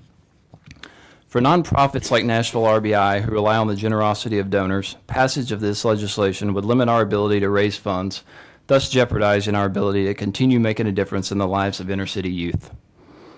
Ticket donations play a crucial role in our fundraising efforts, as they do for many other nonprofits. Event tickets are highly sought-after items at fundraising events. For this reason, it is critically important that tickets remain easily transferable. Sorry, we're going to need to wrap it up. I know Okay. a minute's not long, but I want to get to as many of you as I can. Thank you, Mr. Chairman. Let me put it this way. When we have donations of tickets, we auction them off. In our instance, we can auction off of, say, a Predators ticket for $150. I can provide an inner-city child with the opportunity to play baseball and receive mentoring and literacy programs for $75 a child. If I auction that ticket off for $150, that's 2 children who I can impact and have a direct impact on their lives. Now, testimony earlier said that this bill doesn't harm anyone ethical. Well, I'd like that gentleman to look 2 children in the face and tell them that they can't play baseball or receive mentoring programs in a positive environment. It is absolutely necessary for us to be able to transfer our tickets to raise money for our nonprofit. Thank you. Thank you very much. Please introduce yourself. Thank you. My name is Garrett Major, and I stand before the committee as a regular fan and a concert promoter, actually. As a concert promoter, just getting started in the business, I know I'm not in the, I'm a small time. I'm in the small game. I like small venues, and I love attending concerts. And this bill does just the opposite of what I started my business for. It's for the fans, and give the fans what they pay for. And I'm alarmed by this bill because of its pro-monopoly provisions that far outweigh the consumer protection regulations, like was stated before. I think these laws should be enforced that are already on the books. It's alarming to me why this happens, and I feel that to just further increase Live Nation and Ticketmaster's monopoly, that this will hurt all the nonprofits and all the small time promoters and fans like myself. And I strongly urge you to oppose this bill because as a fan, and my salary is directly accounted to the fans, as is yours is for the taxpayers. And I own the ticket that I buy, and that's what I believe. So thank you. You're recognized. If you'd introduce yourself. Yes, sir. Well, thank you, Mr. Chairman. My name is Alan Wise, and I operate Wise Coaches, which is a Tennessee-based charter bus company. And we serve thousands of Tennesseans each month, and I'm also the president of the Tennessee Motor Coach Association. And we represent several motor coach companies and tour operators throughout the United States, Tennessee. As part of my business, we create packages that includes transportation and tickets to concerts, sporting events, and theatrical performances. Creating these packages requires us to procure tickets and then resell them to our customers. Sometimes for our especially popular packages, we have to go to other legitimate resellers like season ticket holders and brokers to meet their demand. And once a ticket is purchased by anyone, a consumer-owned tour operators, that ticket should be the buyer's property and should remain available for resale in an open, competitive market. Please protect our operators, tour package, and Tennessee Motor Coach companies and our customers. Please oppose this Fairness in Ticketing Act. And guys, just one more thing. If you would take in consideration how many motor coach companies, tour operators come into the state of Tennessee that buy tickets to these events and sell them as packages, I mean, that's our livelihood. I mean, you're talking about a lot of companies that pay taxes that are good companies. Thank you. Thank you very much. Thank you, gentlemen. Could I have, and I'm going to mispronounce this, I know Kenji Hishada, Jared Stansel, and June, I'm going to let, I'm sorry, I don't have very good eyesight. That or you have poor penmanship, one of the two. I don't know. I'm responsible. It's probably more the former, it is. No. It is. Thank you. We'll start on this end, and if you'd introduce yourself, you have 1 minute, and please be brief. Thank you. My name is Kenji Ishida, and I'm a college student at TSU, and I also work nights as a server. My friends and I attend a lot of concerts, and I'm worried about several aspects of this bill. I believe that if I spend my hard-earned cash purchasing a ticket to a show, that ticket becomes my property, and I should be able to do with it what I wish. and no one should be allowed to tell me what I can or can't do with it. This is my right as a consumer. Not only would this bill take away my rights, but it doesn't address the real issues with scalping. I think the Fairness in Ticketing Act is a clever euphemism, and the more appropriate name for it should be the Restricted Ticketing Act, because ultimately this is what this bill does. In closing, I think if you truly care about the consumer or advocate free markets and property rights, it's important to oppose this bill. There are many people like me that share my views who aren't here today that would support my opposition. Thank you. Thank you. You're recognized. Thank you. My name is Jared Stansel. My company is Anchor Tours. We're a bus company and event planner as well, much like Mr. Wise. I'm part of the Tennessee Motor Coach Association and the American Bus Association. You know, ticket resale is vital to us. We strongly oppose this Fairness in Ticketing Act. You know, this act can empower event producers and ticket issuers to restrict ticket sales even after the tickets have been legitimately purchased. Tickets with restrictions after resale will make it difficult, possibly make it almost impossible for my company to create the packages that my fans and the tours and the traveling public wants. Briefly, on behalf of my company and other tour operators which I represent, a local Tennessee company in Whites Creek, Tennessee, I ask that you protect tour operators and bus companies and oppose the Fairness in Ticketing Act. Thank you. Thank you. You're recognized, ma'am. Hello, my name is June Turner, and yes, I have poor penmanship. I apologize. I am the Chief Executive Officer for the Nashville Children's Alliance, which is one of many statewide child advocacy centers. We work closely every day with the Department of Children's Services, our local police, and our district attorney's office to serve children of child abuse. I'm here today because we depend on people to give us tickets that we in turn use in our silent auctions. This is a fundraising mechanism for us. It's important for nonprofits to have a way to continue to fund our services. All of our services are provided to the public at no charge. We depend on the Predators tickets and the Titans tickets at silent auctions to help bring in revenue. I appreciate the comments from the other side, but I ask you respectfully to think of the impact that this also has on others in Tennessee, including our nonprofits. Thank you. Thank you. Okay, thank you all for being here. Chairman Yeager, at this point, we could go one of two directions. We could call folks up for discussion. You could make your statement on the bill, or we could have folks come up to speak to the amendment, or go back to the amendment. I'm at your pleasure. Mr. Chairman, I would like to go ahead and obviously get the bill up for a vote today, which would mean that we need to put the amendment on it. Okay. So I think unless the chair has advice to the contrary, that I'd like to go ahead and get the second amendment up and get it on, and then take up the bill. And I'd like to just, if would like to be able to answer a couple of the questions that my colleagues to the right of me here had asked about the amendment, and then discuss the bill as amended. Okay. If you'd like to move the amendment to get it back before us. I will. I move the amendment. And the chair will second to get it before us for conversation. So, Chairman Yeager, you're recognized to speak to members, and at any member's request to bring a stakeholder up to address the amendment, we'll certainly be glad to do so. Chairman Yeager. All right. Yes, I'd like to. There are two sections of this bill that are changed by the amendment, and I would call. I'll address Mr. Senator Watson here. I would call your attention to page 9 of the bill. The amendment in front of you removes section 62-45-107-2 from the bill. This is a paragraph to preserve the rights. Well, I won't read the entire paragraph to you, but basically this is a paragraph about paperless tickets. To preserve the rights of consumers to secure tickets to entertainment events and safe and reliable means to protect freedom of enterprise. Nothing in this chapter shall prevent the operators of places of entertainment presenters, or their agents from utilizing any ticketing methods. And I didn't complete the sentence, but that's the gist of that paragraph, which is essentially a paragraph that would give folks the right to event promoters or the performers to issue paperless tickets. And in fact, this would give some assistance to some of the very people who spoke today, but allay some of their concerns, especially some of the citizens' representatives.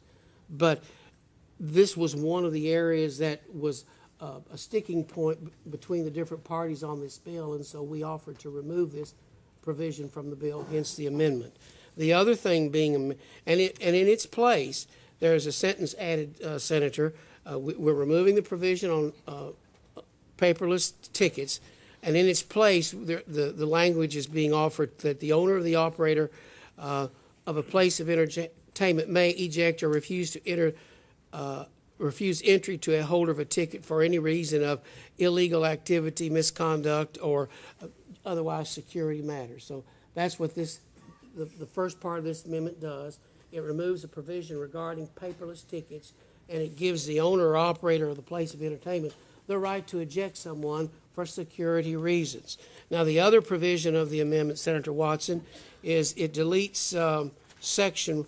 Let me call your attention to page 10 of the bill is filed. It deletes section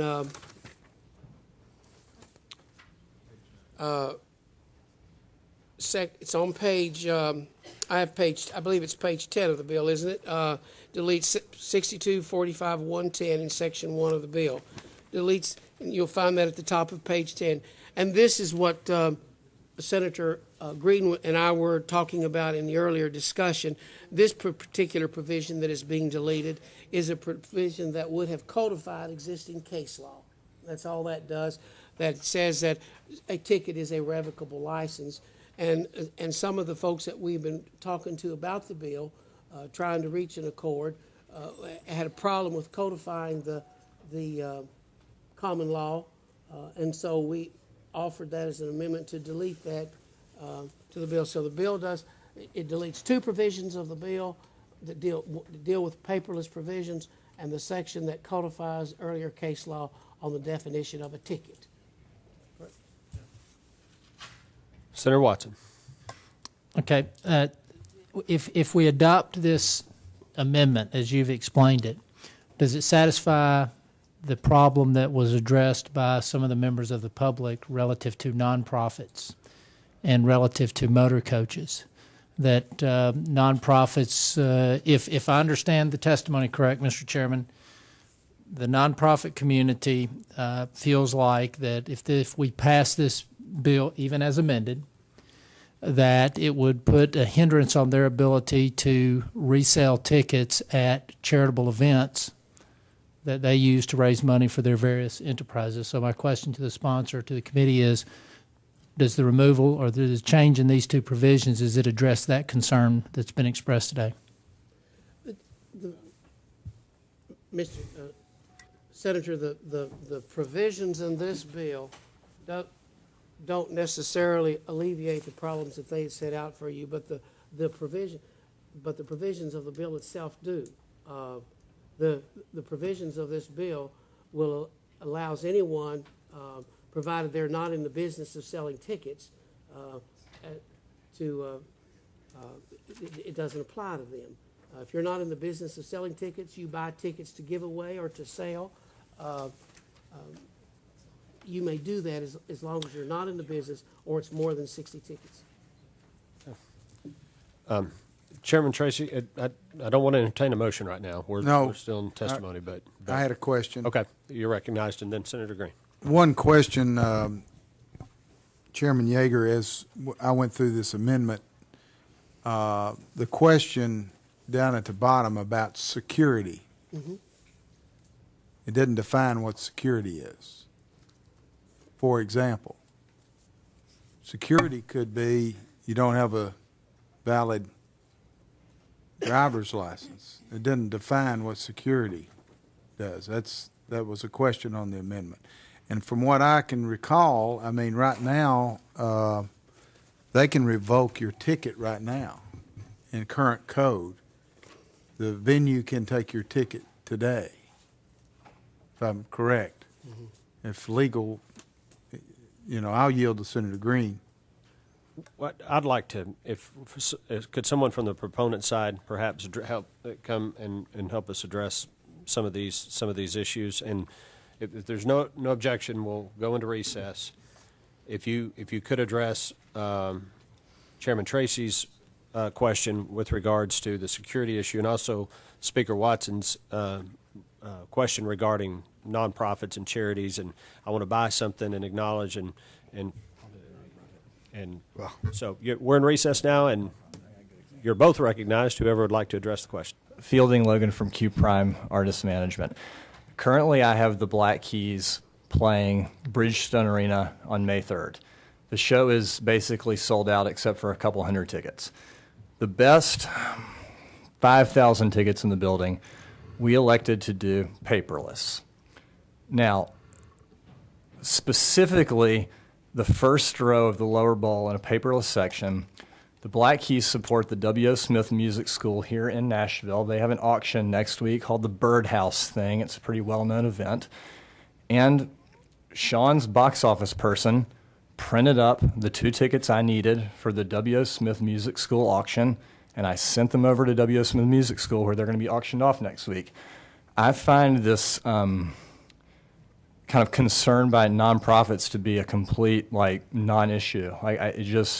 I've got a paperless show and I'm printing tickets and sending them over for an auction. Yeah, Speaker Watson, on this particular subject on this matter, but who funds this? Did you say this was an organization that's funded by the entertainment group? It's a charity. It's a 501c3 here in Nashville that the band supports. The W.O. Smith Music School, they provide music lessons. Okay, so but in this instance, the band for which the tickets are being sold is providing the tickets for an organization that they support. That same ticket would not be available to another nonprofit organization seeking the same type of opportunity? Is that what I understand you to say? Speaking on behalf of the venue and the Nashville Predators, we have about 75% of our season tickets are paperless. We didn't mandate that. Our fans opted in, 75%. We probably donate out of that 75% of our 11,000 season tickets. I bet about 400 or 500 of those paperless tickets are donated to an array of charities, from RBI to churches to other little leagues to homeless shelters, food banks, whatever it may be. If there's a problem in transferring those tickets from the owner, emailing them directly, they go through us, we print them, and we send them over. Whether we are supporting that charity directly, whether the Black Keys is directly or not. And I can't remember the last event that at least by our hands, 50 to 100 of tickets weren't donated to a charity. So I'm now taking what Fielder was saying a little further, a little bit more dramatic. It's appalling that emails were sent out to local charities saying, if this bill goes through, you will no longer get tickets from the Nashville Predators. I take offense to it because we give out more tickets on a venue side and a team side than any other team in the United States of America. We pride ourselves on it. We have a very active foundation. And when I was getting emails from people that we support saying, you have to help us block this legislation. If this legislation is not blocked, we will go bankrupt. I didn't know what they were talking about until I traced the emails back to people with other coalitions saying, you need to stop this. It was hysteria. It was yelling fire in the theater. And it's a lot more offensive than I'll even try to articulate now. The second part on the security side of it, and perhaps I need to reread the amendment, but that portion is there for our own safety. If someone were to take a swing at someone at a game, as they did during the Vancouver Canucks game, we're maintaining our right to remove that person from the venue. If somebody walks in and just becomes a public nuisance or yells fire or is just acting in a manner that's not what you want to connotate with your venue or performance, you have an opportunity to remove the person. It does not touch paperless. The original design of our bill didn't touch paperless ticketing. The amendment that's on another bill does attack paperless ticketing. What we're here is to maintain some rights and give rights to our consumers. But again, on the charity side, this won't limit what charities can do and can get. And again, for whatever it's worth, the fact that people are attacking charities and getting them to come out here, especially charities that we support so aggressively, I just don't understand why they would do that. Senator Green? I may be able to help you with that, sir. If you look at the amendment as I'm reading it, and I want to make sure first I'm on the right amendment. It's 4168. That's Amendment 2. As I'm reading the first section, nothing in the chapter nor any terms and conditions of a purchased ticket shall prohibit the resale or offering ... down to the end. in any area where such resale or offering for resale is authorized in writing by the organizer of the entertainment event or athletic contest where such contest or event is held. Essentially what that says to me is we're not going to prohibit as long as we authorize. I mean, as long as we authorize the resale, we're not going to prohibit. So it really kind of gives you a blank check. So if I buy tickets and I want to charitably give them to them and you've prohibited it, which this law would allow you to do, then I can't give it to the charity I want. Now, granted, you can continue to give to the charities you want to, but I can't donate my tickets to the people I want to, and that's in the amendment that we're looking at. And further, I don't really see a substantive change here between what was in the original bill, which basically says authorized in writing by the organizer of the event, the owner or operator of the place of entertainment where, and this replacement, which essentially says the same thing, has to be authorized in writing by the organizer of the entertainment event or athletic contest. So essentially, you're maintaining the right to still stop someone from reselling unless they have written permission from you. Am I misreading this? Mr. Henry? Or Mr. Logan? I'm going to have to plead ignorance on this particular point. I'm not as familiar with the amendment verbiage and the verbiage of the amendment as I need to be. Okay, we are, I'm sorry, Senator Green, you still have the floor. If I could, perhaps, I mean, this is clearly a substantive amendment. We need to roll this. I mean, we got this morning. I'm having to check the number on it because this is the first time I've actually seen it in the packet. I think it's appropriate, sir, and I'd like to make a motion to roll this in at least a week. It's a proper motion. Is there a second? Seconded by Chairman Gresham. I'll yield to the sponsor. Okay. Well, then we don't have the motion properly before us, but Chairman Yeager, you're recognized to speak to the motion that is to be made. Mr. Chairman, as you well know, I'd come in here with the intention of posing a motion to roll. We've actually really run out of time now, but I've had two of my colleagues indicate they'd like to have a week to look at this, and because of that and the fact that we now only have 5 minutes, and I don't believe we can get all of this done in 5 minutes, then I won't object to it. Okay. All right. Without objection then, let's see, next week we have budget and workers' comp. Members, this is a complicated issue, and we've had a lengthy conversations, we had a summer study, and we've now used up a significant amount of committee time. But I think we all want to get this right, and we don't want to. Speaker Watson, you seek recognition? You had the floor. I just wanted to be recognized when you were concluded. But I want to say, Mr. Chairman, I've heard both sides talk about consumer protections in this, and it would seem like there is a middle place that they can get to that deals with the consumer protection issues without getting into all the restrictive issues that appear to be a part of this piece of legislation. And I would just, as I'm sure the chairman would, encourage those groups to look at the parts of the bill where there is agreement about protecting the consumer, but avoid all the restrictive stuff that's been also applied appears to, in my view, to be applied to this piece of legislation. I'm sorry for interrupting you, Mr. Chairman. Thank you, Speaker Watson. So, yes, I guess my charge to the various stakeholders in this is with the agreement by the sponsor to roll the bill for a week. And there is some fluidity, I think, in next week's schedule. We may be given more committee time. And so I will be keeping members and interested parties apprised. My point is, and members know, we have many committee chairmen on this committee, how valuable this committee time is, and we have a couple hundred bills at least beyond this that we need to get to. So I encourage the sides to get together, try to work something out, and when we do come back, let's spend our time focusing on the points of difference, if there are still points of difference, if we have not reached an agreement. I'm going to ask the committee to support me in my efforts to minimize the amount of committee time that we utilize when we come back forward, if that's agreeable. So with that, if there's nothing else, we're adjourned.